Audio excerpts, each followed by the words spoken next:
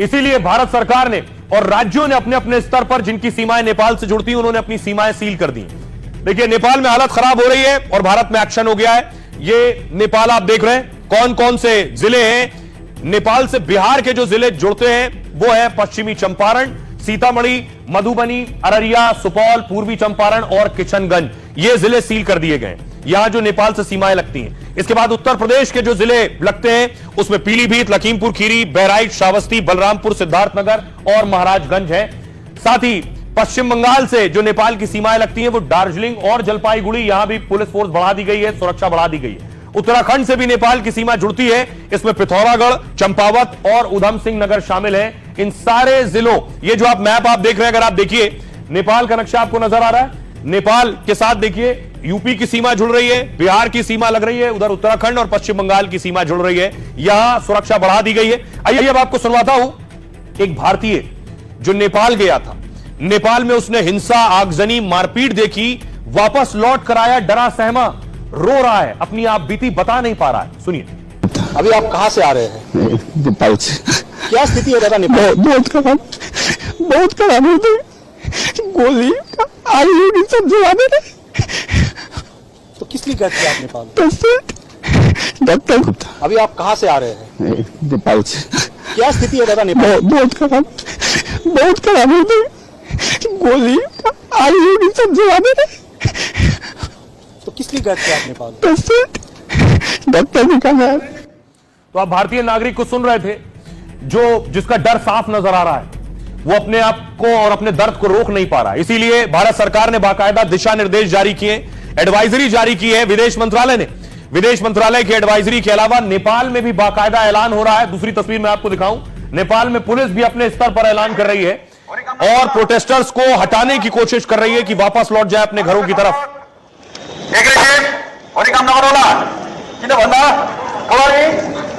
प्रशासन अनुसार कर्मचारी भइसकेको हुनाले तपाईहरु कोही पनि कुनै पनि ठाउँमा विरोध गर्न नपाउनुहोस्। तपाईहरुले हाम्रो नेपाल जानु हो, त्यसैले गर्दा हामी कोही पनि। लेकिन नेपाल में उसके बावजूद प्रदर्शन शांत नहीं हो रहा है। युवाओं में गुस्सा है, इस्तीफा दे चुके हैं पीएम उसके बाद भी।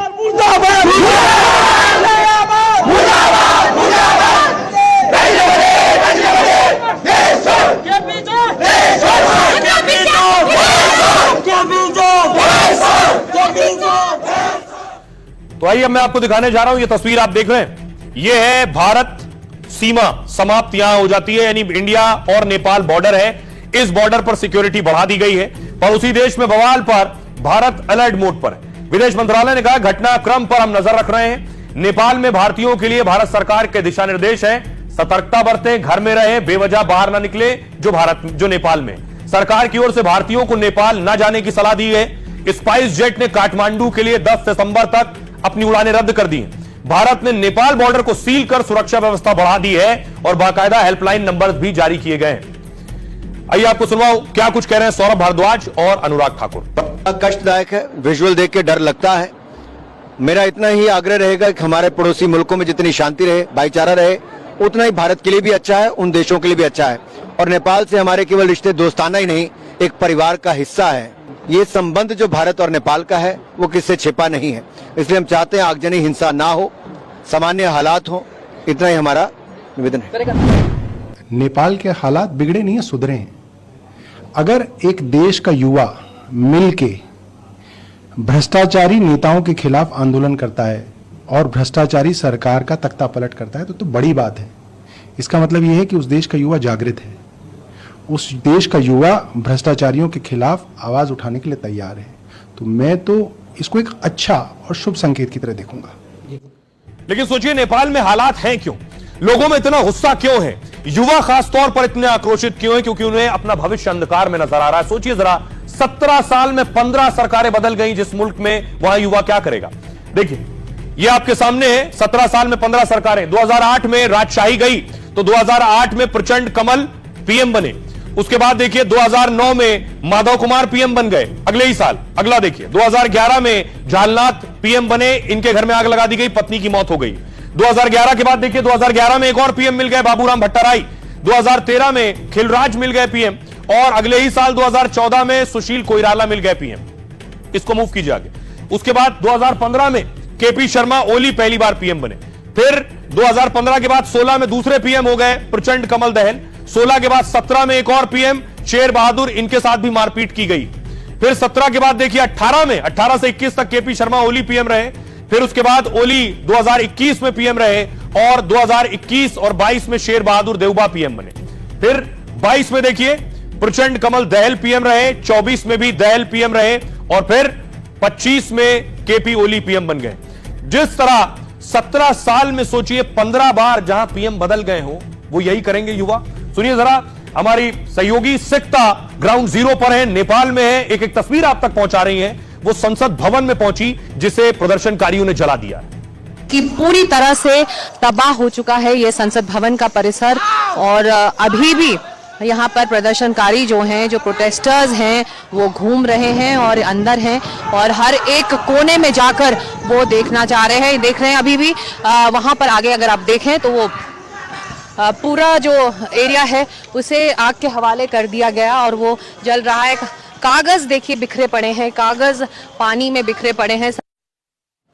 तो सिक्ता की आप रिपोर्ट देख रहे थे, लेकिन भारत के लिए एक चिंता की बात है कि भारत के जो पड़ोसी हैं, उन पड़ोसी देशों में हालात क्या हैं। एक दो पड़ोसी हो तो चलिए फिर भी समझ जाइए, लेकिन चाहे वो पाकिस्तान हो, बांग्लादेश हो, नेपाल हो या फिर श्रीलंका हो, इन सब जगहों पर जो हालात हैं वो भारत के लिए टेंशन बढ़ाने वाले हैं। तो भारत को बहुत सतर्क रहने की जरूरत है ऐसी परिस्थितियों में। सबसे पहले नेपाल देखिए, 2025 में सरकार विरोधी हिंसक प्रदर्शन से तख्ता पलट हो गया। नेपाल और भारत के बीच रोटी और बेटी का रिश्ता है। भारत नेपाल के बीच 1751 किलोमीटर लंबी सीमा रेखा है। नेपाल से यूपी, बिहार, उत्तराखंड, बंगाल, सिक्किम जुड़े हुए हैं और पड़ोसी राज्यों तक हिंसा की आग फैल सकती है, पलायन हो सकता है। दूसरा देश है बांग्लादेश। 5 अगस्त 2024 को शेख हसीना का तख्ता पलट यहां हो गया। नेपाल की तरह ही युवाओं ने यहां भी आंदोलन कर दिया। भारत बांग्लादेश की सीमा 4096 किलोमीटर लंबी है। बंगाल, असम, मेघालय, त्रिपुरा, मिजोरम से सटा है बांग्लादेश। भारत में पकड़े जाने वाले ज्यादातर घुसपैठिए बांग्लादेश के होते हैं। तीसरा मुल्क देख लीजिए पाकिस्तान। कंगाली के बीच रोज सैन्य तख्ता पलट, गृह युद्ध की आशंका बनी है। 2022 में इमरान खान की गिरफ्तारी के बाद भयानक हिंसा हुई। शाहबाज दिखावे के पीएम बने सेना प्रमुख, मुनीर सत्ता चला रहे। भारत पाकिस्तान के बीच 3323 किलोमीटर का बॉर्डर है। आतंकी हमले, घुसपैठ समेत भारत विरोधी कामों में तेजी है पाकिस्तान में। एक और देश है श्रीलंका। 2022 में आर्थिक संकट से गुस्साई जनता सड़कों पर उतरी। महंगाई, बिजली कटौती के खिलाफ हिंसक आंदोलन हुआ। राष्ट्रपति को देश छोड़कर भागना पड़ा, पीएम का इस्तीफा हुआ। भारत से जमीन नहीं, समुद्री सीमा दोनों देश के बीच 1768 किलोमीटर की है। यानी श्रीलंका संकट से भारत के निर्यात, पर्यटन पर बुरा असर पड़ता है। सुनिए जरा क्या कुछ कह रहे हैं दिलीप घोष, क्योंकि बंगाल से आते हैं, बंगाल की सीमाएं नेपाल से लगती हैं और बांग्लादेश से भी। दिलीप घोष को सुनिए क्या कह रहे हैं। भाई में कुछ ना कुछ होता रहता है हर 2-5 साल में एक बार आपस में। अपने देश के चारों तरफ जो छोटे छोटे देश हैं, सब जगह कुछ ना कुछ समस्या चल रही है। बांग्लादेश में, पाकिस्तान में, नेपाल में, ऐसा श्रीलंका में काफी समय तक चला है। तो ये हमारे लिए चिंताजनक है। लेकिन मुझे ये लग रहा है नेपाल में एक सशक्त सरकार चाहिए। जनता बहुत एक्सपेरिमेंट कर ली, कम्युनिस्टों को लोग आया है, चाइना वहां इंटरफेयर करता है। भैया नेपाल के लोगों को, जो हमारे युवा समाज हैं, वो अपनी आवाज को बुलंद करने के लिए करप्शन के खिलाफ उन लोगों ने आंदोलन किया है।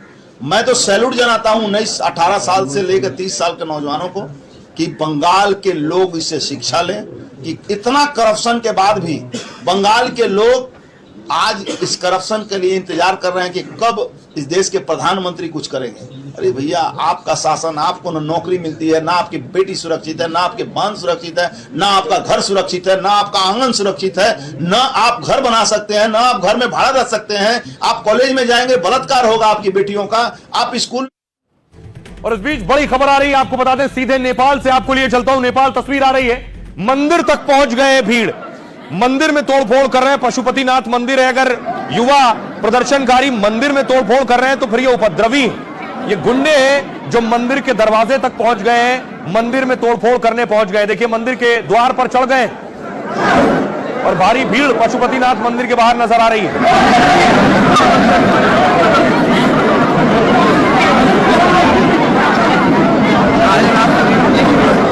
ये जितने युवाओं को आप देख रहे हैं, ये 13 से 28 साल के लड़के नेपाल में पीएम आवास, राष्ट्रपति भवन, संसद सब कुछ जलाकर राख कर दिया है और अब मंदिर के दरवाजे और चौखट तक पहुंच गए।